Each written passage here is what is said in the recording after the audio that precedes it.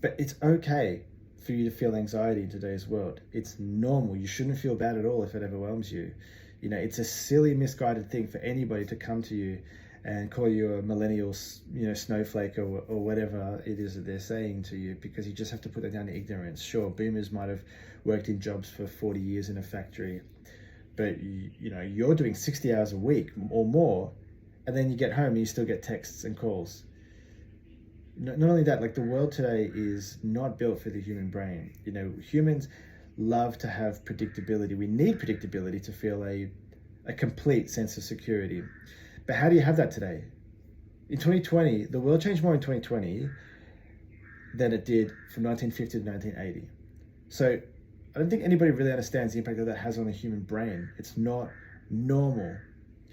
Like, our problems are just different. Sure, crime, violence, murder rate, it's lower than it ever has been in human history, which is great, but it doesn't mean that it's a better challenge. It just means that we are dealing with different things.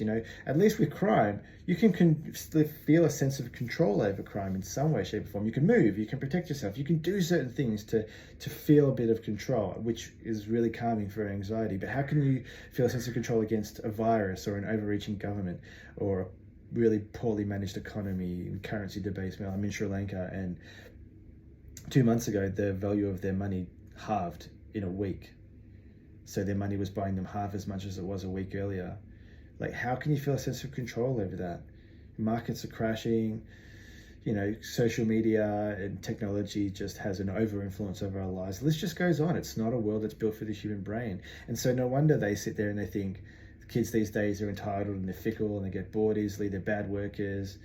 I did a job for 40 years and I didn't complain. Well, good for you. I wish that I could do the same job repeatedly for decades, but I can't. We were just dealt different hands. My hand, your hand, our hand is a world full of instant gratification. I don't think anybody really understands the impact that has on the human brain. Like, to be exposed to sources of instant gratification for your entire life, that, of course, you're going to end up being a fickle friend, an aloof partner, a distracted parent, a really bad, impatient investor, and yes, you're going to be a bored worker.